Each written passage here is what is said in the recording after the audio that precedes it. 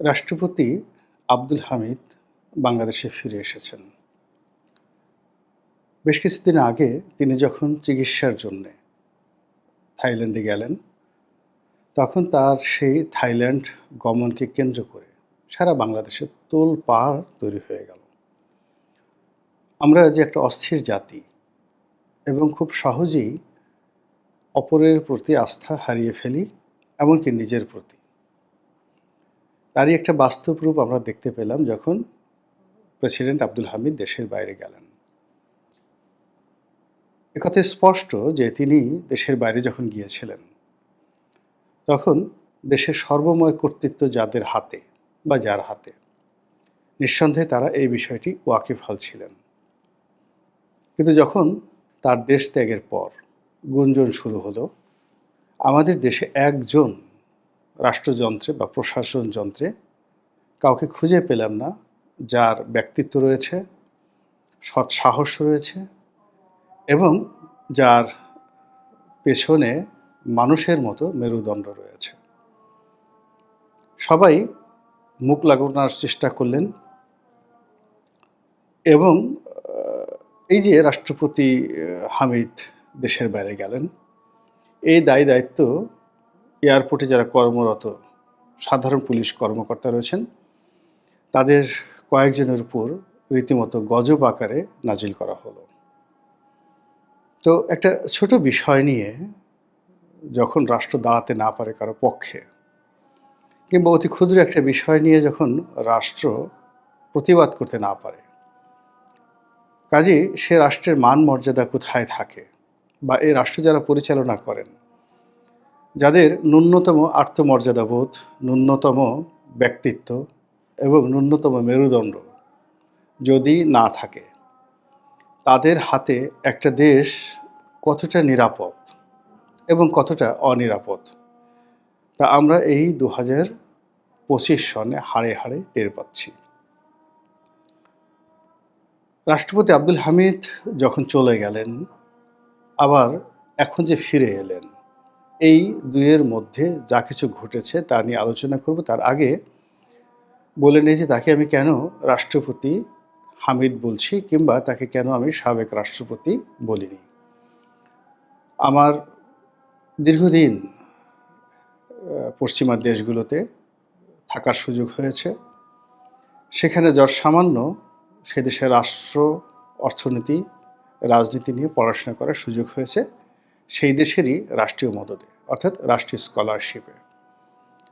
তো সেখানে আমি দেখেছি যে জনপ্রতিনিধিদের যে সম্মান, ওটা আমৃত্যু অক্ষুণ্ণ থাকে এবং তাদের যে পদ পদবি, ওটি কখনো স্থানকাল পাত্রভেদে হেরফের হয় না। যেমন ধরুন, একজন সিনেটর সাবেক, আমাদের দেশে সাবেক বলি, বা একজন মন্ত্রী বা এমপি সাবেক, কিন্তু আমেরিকাতে ওটা বলে না, ইউরোপে ওটা বলে না। যেমন তারা বলে সিনেটর জন, তো দেখা গেল তিনি 10 বছর আগে সিনেটর ছিলেন, কিংবা বলা হয় প্রেসিডেন্ট ক্লিন্টন, প্রেসিডেন্ট বুশ, কিন্তু তারা এখন আর প্রেসিডেন্ট নন। তো তারা তাদের যে রাজনৈতিক ব্যক্তিত্ব, সেই রাজনৈতিক ব্যক্তিত্বকে ওইভাবে সম্মান করেন। কিন্তু আমরা তৃতীয় বিশ্বের যেমন মানসিকতা, আমরা হলো যে যখন আমরা চেয়ারে থাকি, ক্ষমতায় থাকি, তখন আমাদের পায়ের কাছে সবাই লুটোপুটি খায়। আর যেই মুহূর্তে আমরা ক্ষমতা হারাই রাজনীতিবিদরা, অমনি তার যে একটা স্বাভাবিক অবস্থান আছে, তিনি যে একটা মানুষ বা তার একটা সামাজিক রাজনৈতিক পরিচয় আছে, সব ভুলে গিয়ে তাকে আমরা যতটা অপদস্থ করা দরকার ঠিক ততটাই অপদস্থ আমরা করে ফেলি।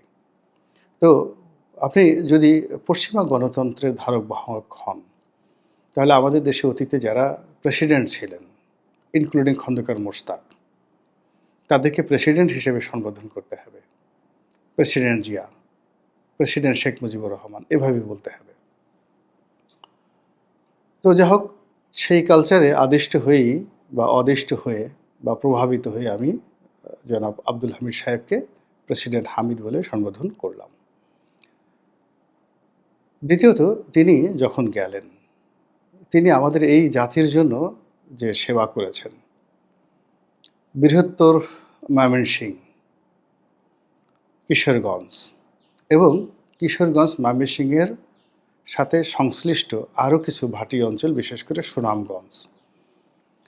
এই অঞ্চলে ১৯৬৯ থেকে আজ অবধি জনাব আব্দুল হামিদ একটি ব্র্যান্ড নেম।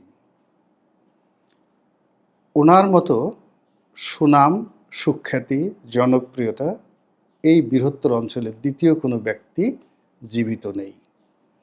ওনার আগে যদি কেউ থেকে থাকেন, যেমন সুরঞ্জিত সেনগুপ্ত ছিলেন, আব্দুস সামাদ আজাদ সাহেব ছিলেন, জাতি শ্রদ্ধাভরে তাদেরকে স্মরণ করে। আওয়ামী লীগ নেতা আব্দুল মান্নান সাহেব ছিলেন, অত্যন্ত টাঙ্গাইলের মান্নান সাহেব, খুবই সম্মানিত ব্যক্তি ওই বেল্টের। কিন্তু জীবিত ব্যক্তির মধ্যে জনাব আব্দুল হামিদ সবচেয়ে জনপ্রিয়, সবচেয়ে গ্রহণযোগ্য এবং একটা জীবন্ত ইতিহাস, জীবন্ত কিংবদন্তি। তো এই মানুষটি 7 বার 8 বার জনগণের ভোটে নির্বাচিত হয়েছেন। আপনারা যারা রাজনীতি করেন, চোখে পানি এসে যায়। একবার এমপি হওয়ার জন্য মানুষ জীবন যৌবন শেষ করে দেয় এবং তার সব কিছু সে বিসর্জন দিয়ে হলে সংসদ সদস্য হতে চায়। আর একবার সংসদ সদস্য হওয়ার পর দ্বিতীয়বার সংসদ সদস্য হওয়া, তৃতীয়বার হওয়া, এটা রীতিমতো ভাগ্যের ব্যাপার। এবং এটা যে কত বড় যোগ্যতা যে একজন মানুষ তার নির্বাচনী এলাকাতে 5 বার 6 বার 7 বার 8 বার সংসদ সদস্য নির্বাচিত হচ্ছেন। ওই মানুষটি ওই নির্বাচনী এলাকার অন্ততপক্ষে 10 লাখ লোকের চোখের মণি, মাথার মুকুট এবং তাদের দোয়া এবং ভালোবাসার উপলক্ষ। কাজেই ওই ধরনের মানুষকে যখন কেউ অপমান করে, 10 লক্ষ মানুষের অনুভূতিকে অপমান করা হয়। তো কাজেই তিনি তার জীবনের প্রায় 60টি বছর, 60 ইয়ার্স তিনি রাজনীতির পিছনে ব্যয় করেছেন এবং সফলতম। তৃণমূল থেকে একেবারে তার জীবন শুরু হয়েছে সংসদ সদস্য দিয়ে। তিনি কখনো মেম্বার চেয়ারম্যান দিয়ে রাজনীতি শুরু করেননি। সেখান থেকে ডেপুটি স্পিকার ছিলেন, স্পিকার ছিলেন এবং 2 বার রাষ্ট্রপতি। তার কর্মকাল, তার ব্যক্তিগত জীবন, তার ব্যবহার, কোনো কিছু নিয়ে রাজনীতির যারা স্টেক হোল্ডার কেউ কখনো অভিযোগ করেননি। তিনি যখন স্পিকার ছিলেন, আওয়ামী লীগের লোকের চাইতে বিএনপির লোকজন তাকে ভালোবাসতেন। তিনি যখন রাষ্ট্রপতি ছিলেন, তখন তার যে রাষ্ট্রপতির সহজ সরল জীবন, সহজ সরল কথাবার্তা, তার যে সহজ সরল উক্তি, এটি আবহমান বাংলার যে একজন রাষ্ট্রপতি, মোটে মজুর কুলি, তাদের রাষ্ট্রপতি, এই যে অভিধা গণমানুষের যে রাষ্ট্রপতি, সুদীর্ঘ 60 বছরের শ্রম মেধা, আমরা এতটা অকৃতজ্ঞ, এতটা অভদ্র, এতটা বাজে স্বভাবের যে এই বিষয়গুলো আমরা একবারও স্মরণ করলাম না যে এই বয়োবৃদ্ধ মানুষটি, 78 বছর বয়স্ক মানুষটি, তার শারীরিক জটিলতা রয়েছে এবং সেই শারীরিক জটিলতার জন্য তার চিকিৎসা প্রয়োজন, তিনি অসুস্থ।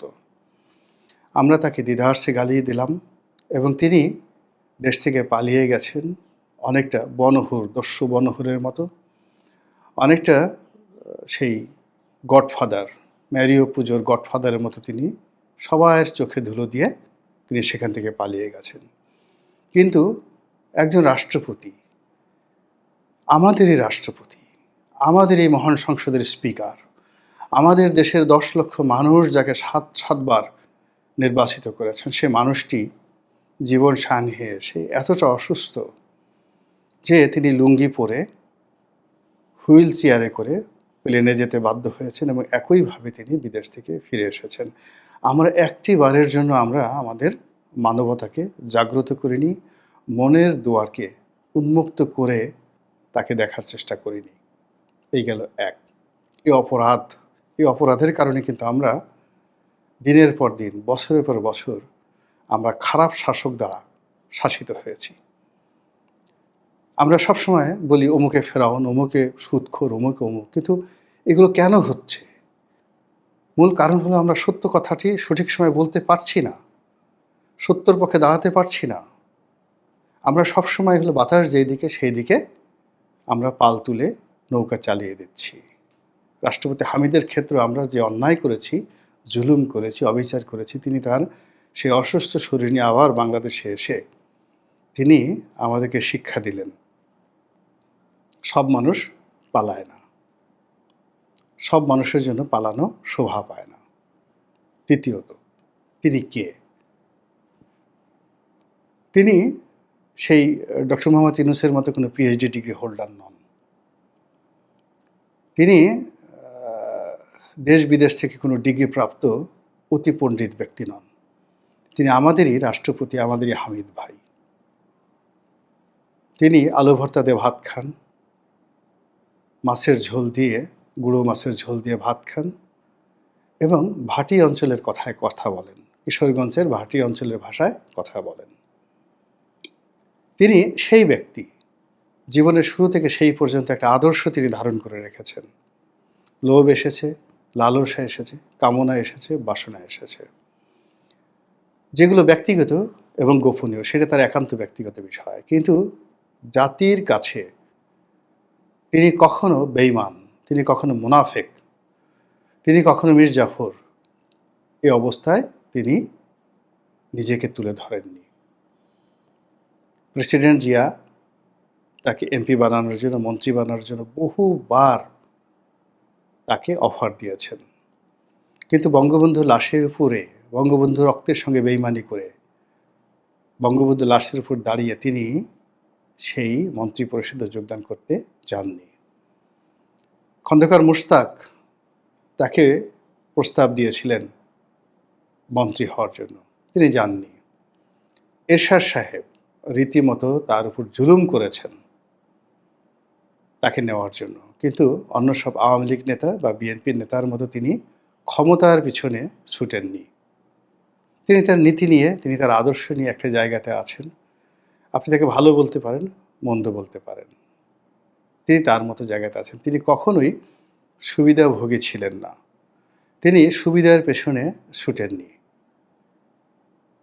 দল যখন ক্ষমতায় এসেছে, দল থেকে পুরস্কৃত করেছে, সেটা আলাদা বিষয়, কিন্তু তিনি কোনো অবস্থাতেই কারো দুধের মাছি হওয়ার জন্য তিনি ছুটোছুটি করেননি। একটা মানুষের জীবনের ৭৬-৭৮ বছর এভাবেই চলে গেছে। তার বঙ্গভবন তিনি যখন ছিলেন, ও বঙ্গভবন কিশোরগঞ্জের মানুষের জন্য খোলা ছিল, ওই বঙ্গভবন সাধারণ মানুষের জন্য খোলা ছিল। যে কোনো মানুষ তার সাথে দেখা করতে পারতেন, তার মেহমান হতে পারতেন, তার ঘরের খাবার খেতে পারতেন, এবং এখন পর্যন্ত সেই জিনিসটি রয়ে গেছে। তো সেই আব্দুল হামিদ সাহেব ফিরে এসেছেন। আমি তার দীর্ঘায়ু কামনা করি, তার সফলতা কামনা করি, এবং মনে করি যে তার মতো মানুষ এই বাংলায় আরও বেশি বেশি জন্ম নিক, স্রোতের প্রতিকূলে দাঁড়িয়ে থাকুক, ফাঁসির মঞ্চে গিয়ে সত্য বলুক, এবং সমস্ত লোভ লালসাকে পায়ে মারিয়ে সত্য এবং ন্যায়ের পক্ষে অবিচল থাকা যে মানুষগুলো, তারা জনাব আব্দুল হামিদ, আমাদের মহামান্য রাষ্ট্রপতি আব্দুল হামিদ,